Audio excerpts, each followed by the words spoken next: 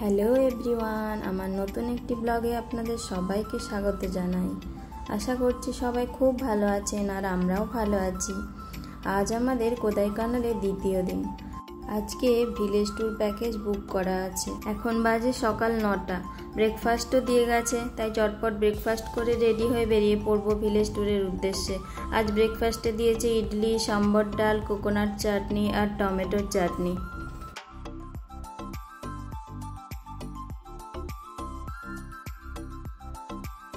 এই যে সকাল 9:30টায় বেরিয়ে পড়েছি আমরা।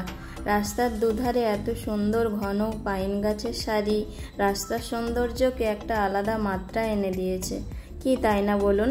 আর তার উপর এখানের ওয়েদার বেশ ঠান্ডা। আমাদের তো বেশ লাগছিল এই রাস্তা দিয়ে যাওয়ার সময়।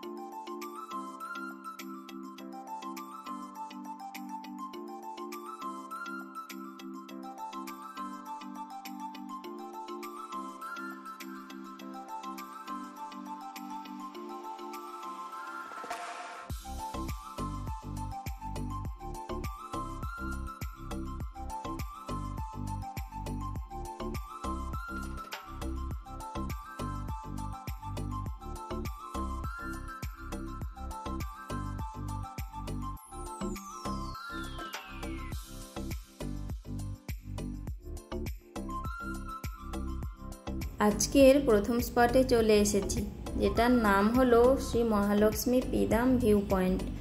আমরা যেরকম পিঠ শব্দটা ইউজ করি, এখানে সেটাকে পিদাম বলে। ওই যে দেখুন মন্দিরটা দেখা যাচ্ছে। চলুন মন্দিরটা তাহলে দর্শন করে আসি।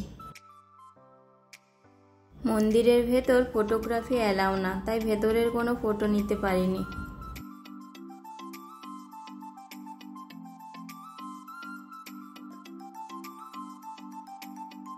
মন্দির থেকে বেরিয়ে এখন যাচ্ছি পুম্বারাই ভিলেজ ভিউ পয়েন্টে।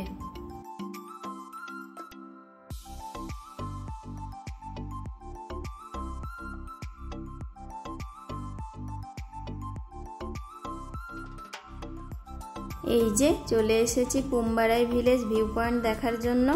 এখানে শিরদি কোদাই সাইবাবা টেম্পেলও রয়েছে।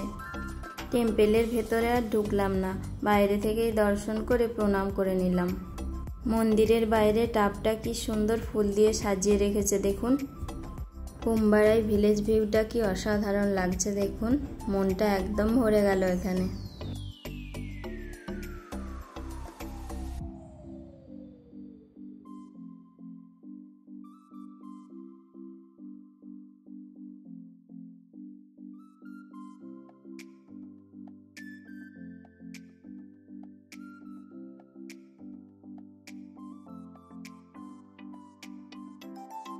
নেক্সট চলে এসেছি 3000 বছরের পুরানো মন্দির দেখতে।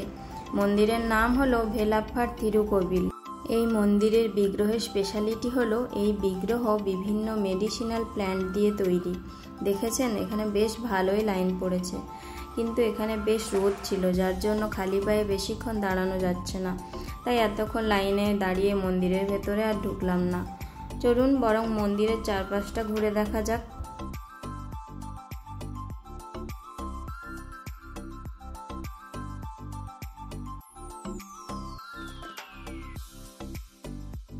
মন্দির থেকে বেরোনোর পথে এক বয়স্ক মানুষকে দেখতে পেয়ে ও অল্প কিছু দিয়ে সাহায্য করার চেষ্টা করলো।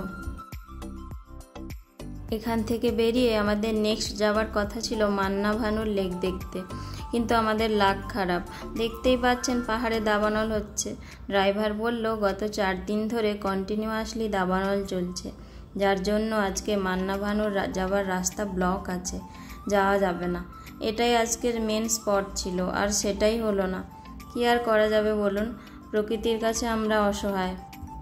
যেহেতু প্যাকেজ অলরেডি বুক করে নিয়েছি, তাই ভাবলাম এখানে যখন যেতে পারলাম না, তাই এটার পরিবর্তে ভাট্টাকানাল ওয়াটারফলস দেখতে যাব। যদিও কোনো লাভ নেই ওখানে গিয়ে, কারণ ড্রাইভার বলল গত 4-5 মাস কোনো বৃষ্টিও হয়নি এখানে। এটার ডিস্টেন্সটা বেশি, তাই একটু বেশিই সময় লাগবে এখানে পৌঁছতে। কি আর করা যাবে, আমরা বরং রোড ভিউ এনজয় করতে থাকি, তারপর এক সময় নিশ্চয়ই পৌঁছে যাব।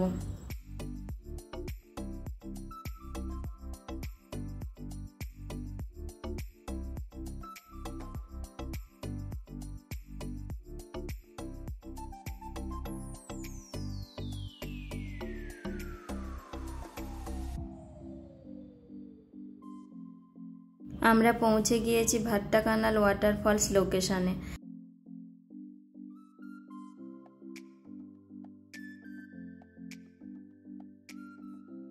এই যে দেখুন কি অবস্থা ফলসটার, কোনো জলই নেই। স্বাভাবিক, এতদিন বৃষ্টি না হলে ফলসে জল কিভাবে আসবে। ড্রাইভার ওনার ফোনে ছবি দেখাচ্ছিল বৃষ্টিকালে কীরকম লাগে ফলসটা দেখতে। সত্যি বর্ষাকালে অপূর্ব সুন্দর রূপ হয় ফলসটার। আফসোস লাগছে এত সুন্দর দৃশ্য আমরা দেখতে পেলাম না। এখান থেকে বেরিয়ে রাস্তায় একটা হ্যান্ডমেড চকোলেটের দোকানে ঢুকলাম। এই চকোলেটগুলো খুব টেস্টি হয় খেতে, তাই এখান থেকে বেশ কিছু চকলেট কিনে নিলাম।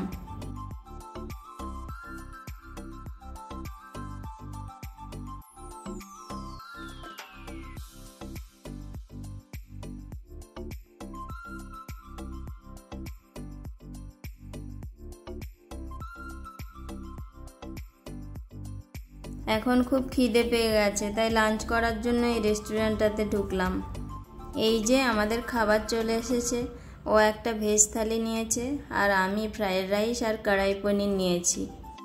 খাবারের টেস্ট মোটামুটি ভালোই, খারাপ না। খাওয়া দাওয়া কমপ্লিট করে এখন চলে এসেছি আজকের লাস্ট স্পট, চেট্টিয়ার পার্কে।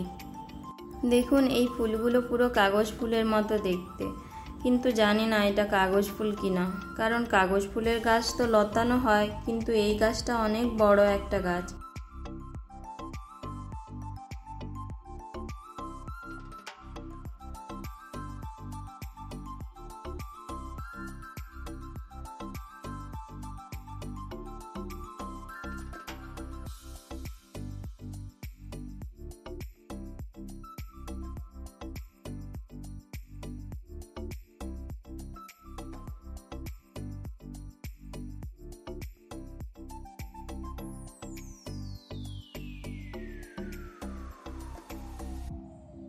পাতাবাহার গাছ দিয়ে কি সুন্দর ময়ূর বানিয়েছে দেখুন।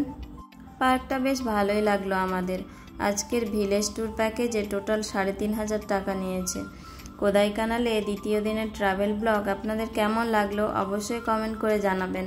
খুব তাড়াতাড়ি হাজির হব আবার নতুন একটি ব্লগ নিয়ে। সবাই ভালো থাকবেন, সুস্থ থাকবেন। আজকের মতো এখানেই ব্লগটা শেষ করছি। Tata, by.